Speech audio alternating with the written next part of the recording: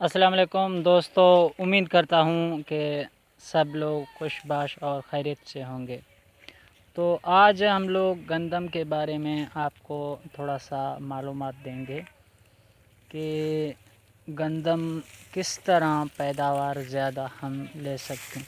आप देख सकते हैं कि हमारा गंदम अभी तैयार है, कुछ हमने कटाई भी की हुई है। लेकिन गंदम गिरने की वजह क्या है और गंदम पैदावार किस लिए कम देता है? कम से कम फी एकड़ जो कि 50-60 से ऊपर आने चाहिए, लेकिन हमारे यहाँ तो 30-35, 32, कम से कम 20, उसके अलावा ज़्यादा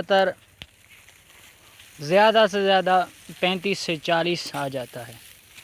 तो इसके काफ़ी वजूहात हैं। नंबर 1, हम बीज की अच्छी सी चॉइस करें। जो बीज मिक्स मिल जाता है, ख़राब बीज मिल जाता है, असल चीज़ है बीज की, ठीक है। उसके बारे में हम देखें, अगर बीज अच्छा भी लें और ज़मीन की अच्छी तैयारी ना हो तो वो बीज काम की नहीं है।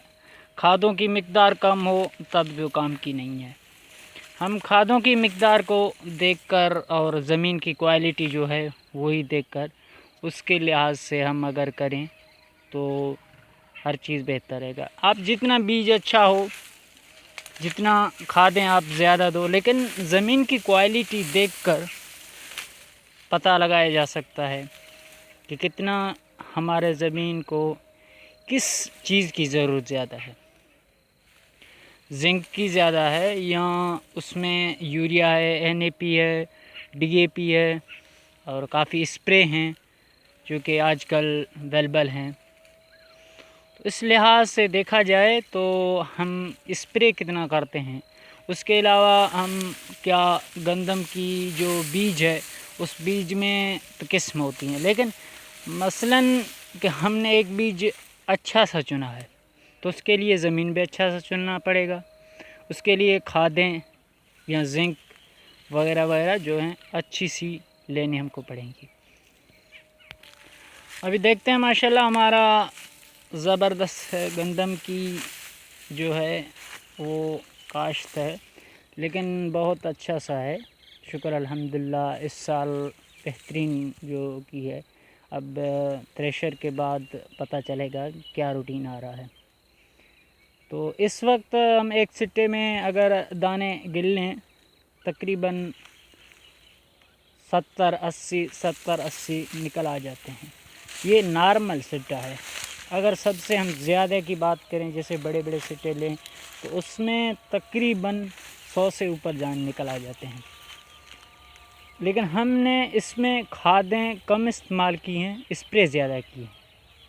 स्प्रे 3 से 4 हमने किए हैं। एक तो पका करना पड़ता है, जो घास के लिए हम जड़ी बूटियों को ख़त्म करने के लिए करते हैं वो तो छोड़ें। उसके अलावा भी हमने 3 से 4 स्प्रे किए हैं जो कि गंदम को जीत वगैरह वगैरह या कुछ यानी पत्तों में बीमारी पड़ जाती है गंदम के। जिस टाइम 1-2 माह के बाद अब पत्ते काफ़ी घिनौना और सब्ज़ होना लगते हैं, उस वक्त एक बीमारी हो जाती है। हम अपनी ज़बान में उसे रत्ती कह जाते हैं। अगर रत्ती से बच के निकला, फिर संटे में एक बीमारी हो जाती है। अगर उससे बच के निकला तो आगे से बड़ी बीमारियां हैं, वो भी अगर कंट्रोल हो चुका तो उसका जो गंदम है हमारा, सिट्टे निकलने के बाद ही हमको तसल्ली हो जाती है कि अब हमारा गंदम पूरी रिज़ल्ट पे आ चुका है। तो हमने इस गंदम पे तकरीबन 1 बोरी DAP फेकड़ और 3 यूरिया हैं और सरसब्ज़, जो कि यूरिया जो है सरसब्ज़ है, एंग्रोव होता है लेकिन हमने सरसब्ज़ इस्तेमाल किया हुआ। तो जिंक हमने नया सवेरा का इस्तेमाल किया हुआ है। तो शुक्र अल्हम्दुलिल्लाह इस बार तो बिल्कुल आंखों के सामने रिज़ल्ट ही दिखने में आ रहा है। तो आगे चलकर हम आपको एक और तजुर्बा बता देते हैं, चलते हैं। आप हमारे चैनल पे नए हैं तो सब्सक्राइब और लाइक ज़रूर कीजिए। आगे जरा हम आपको ये बताना चाहते हैं कि गंदम गिरने की वजह क्या है। अक्सर लोग कहते हैं यार पानी ना दें, पानी लगाने से गंदम गिर जाता है, ख़राब हो जाता है। ये बात नहीं है, पानी लगाओ, लेकिन पानी एक वक्त मुख्तर होती है। जब हम अब देखें ये गंदम यहाँ गिर चुका हुआ है, ठीक है। इसके वजह दो हैं।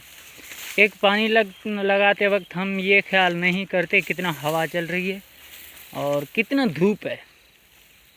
धूप और हवा की वजह से गंदम हमेशा गिर जाती है।